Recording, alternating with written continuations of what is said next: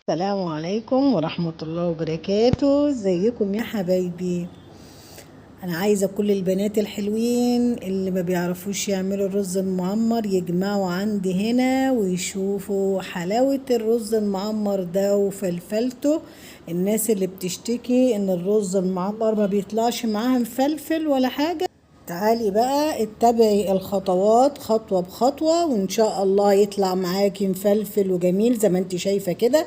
انا واخدالك الحتة اللي في النص ليه؟ علشان الحتة اللي في النص دي هي اللي تعباكوا بصراحة. فانا واخدة قلب الصينية كده عشان تشوفي قد ايه هو مفلفل وقد ايه لونه ابيض وجميل، والطعم حكاية حكاية حكاية. عايزة تعرفي الطريقة؟ يلا بينا شوفي الطريقة، يلا بينا. السلام عليكم ورحمة الله وبركاته. ازيكم يا حبايبي؟ عاملين ايه؟ معاكم مطبخ ما اقولكش. هنعمل مع بعض النهاردة طريقة عمل الرز المعمر. اتطلبت مني، انا عملته كتير بس في ضمن الفيديوهات ما عملتوش صريح يعني، بس انا عملته كتير في فيديوهات فيها اكل متجمع يعني. النهاردة هعمله لكم فيديو خاص بيه عشان اللي يعرف يخش على طول على الرز المعمر هيلاقيه. تمام؟ هعمله لك بطريقه سهله وسريعه. مطبخ ما اقولكش دايما في السريع في توقيتنا السريع اللي احنا فيه. سهله وسريعه جدا ونتائجها مضمونه. تمام؟ لان في ناس كتير الرز المعمر ما بينجحش معاهم قد كده. انا هعمل هنا في الصينيه، هعمل في الصينيه دي رز معمر. انا كنت هعمل في البرام اللي قدها كده بس الحمد لله ربنا افتكره. فهعمل في ايه؟ في الصينيه دي عندي ايه؟ عندي رز، ده رز مصري.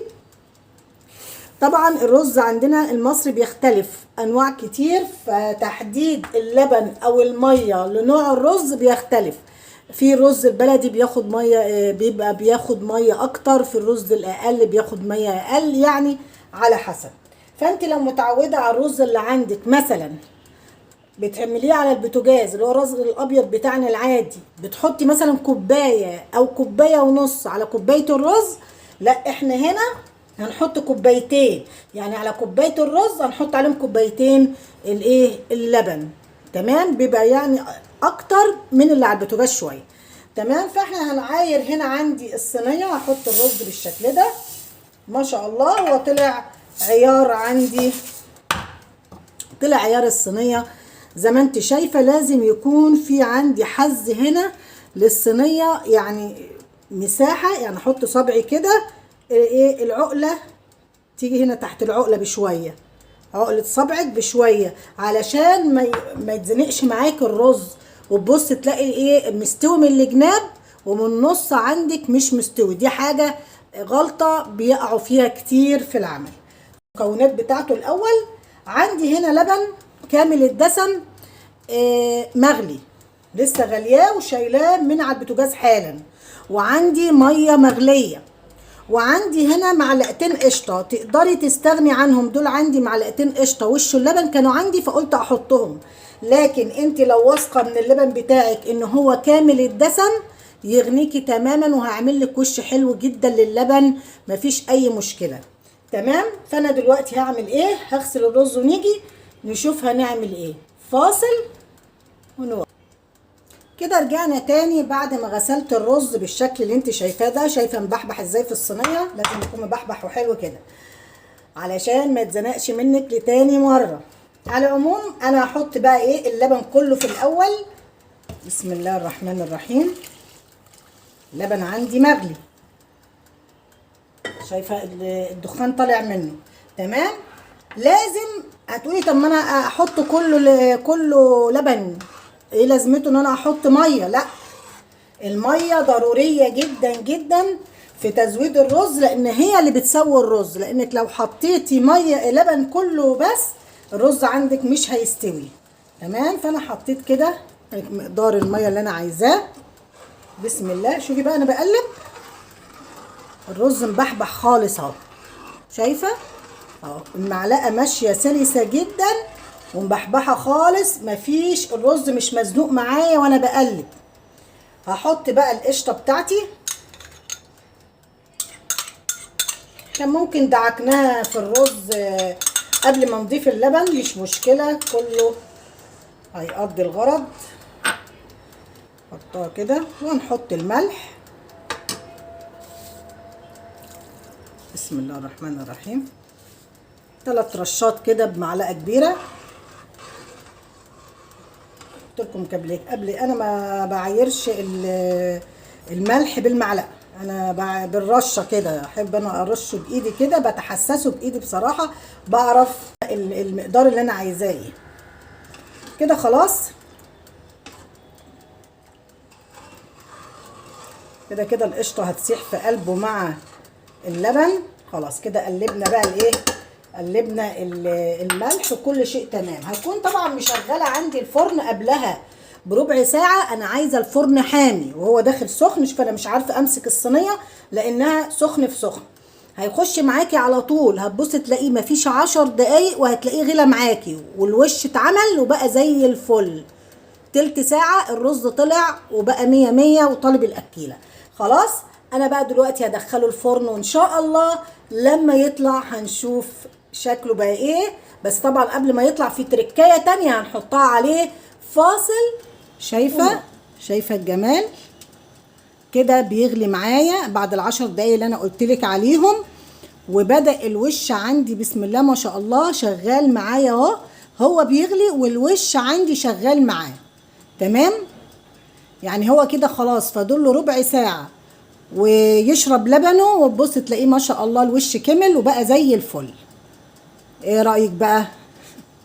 تنسيش اللايك بقى، اهم حاجه اللايك. انا بكلم بناتي الحلوين اللي لسه بيتعلموا سنه اولى طبخ. طبعا احنا كلنا ما شاء الله متعلمين وكويسين وستات بيوت 100 100. انا بتكلم البنات اللي هم لسه حبايبي بتوع الجامعه اللي لسه بيتعلموا طبخ، فانا بعلمهم الحاجه من اولها.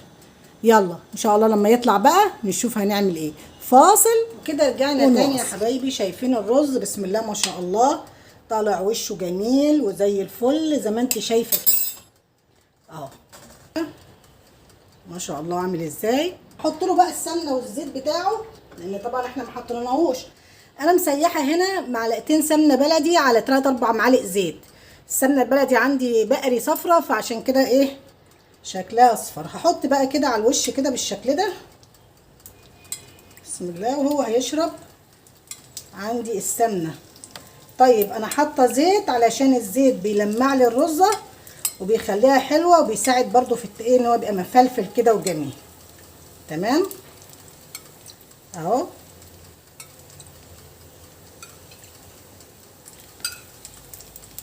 كده فتحات صغيره كده عشان كله ينزل. هو كده خلاص معايا الرز استوى، مش محتاج. انا هحط له بس سمنته كده والزيت بتاعه، وممكن تحطيه كمان دقيقتين في الفرن مش اكتر. اشوف كده افززه بسم الله. هاجي على الحته اللي في النص كده افززه كده. دي حركه الواحد بيعملها علشان تتاكدي ان الرز استوى عندك من النص، وترفعي كده اهو. شايفه كده الرز بسم الله ما شاء الله مستوي وجميل ورزه من رزه، ومش محتاج مني اي حاجه خالص. دي علشان تتاكدي ان الرز معاكي بسم الله ما شاء الله. بتفززيه كده ان الرز معاكي ما شاء الله مستوي كله اهو من كل الجناب وزي الفل وجميل. طيب لو طلع معاكي مش مستوي، لا قدر الله عملتيه وطلع معاكي، بترفعي كده المعلقه بصيتي لقيتي الرز مش مستوي. طب ايه الحل؟ هنخليه يستوي ازاي؟ هجيب ورقه فويل وهغطيه بيها، واقوم مدخلاه اكمرها كويس، واقوم مدخلاه الفرن لمده 10 دقايق. هتبص تلاقي اللي في النص كله استوى معاكي وبقى زي الفل وما فيهوش اي حاجه. كده خلاص الرز عندي استوى وجميل، مش محتاج حتى ان انا ارجعه الفرن تاني. هنشوفه مع بعض كده بقى. هوريك الرز بقى شكله ايه من النص كده بسم الله الرحمن الرحيم اهو. ما شاء الله ما شاء الله. شايفه البياض اهو، شايفه الفلفله، سمع الصوت وهو نازل صوت فلفله الرز. شايفه ما شاء الله. شايفه الرز مفلفل وجميل ومستوي كله وزي الفل اهو. رزايه من الرزايه تحفه تحفه تحفه تحفه. ادي الرز المعمر بتاعنا. لو عجبك الفيديو ما تنسناش في اللايك، ما تنسناش في الشير، ولو اول مره تشوفيني ما تنسيش في تفعيل القناه ليصلك كل جديد. وكان معاكي مطبخ ما اقولكش، والسلام عليكم ورحمه الله وبركاته.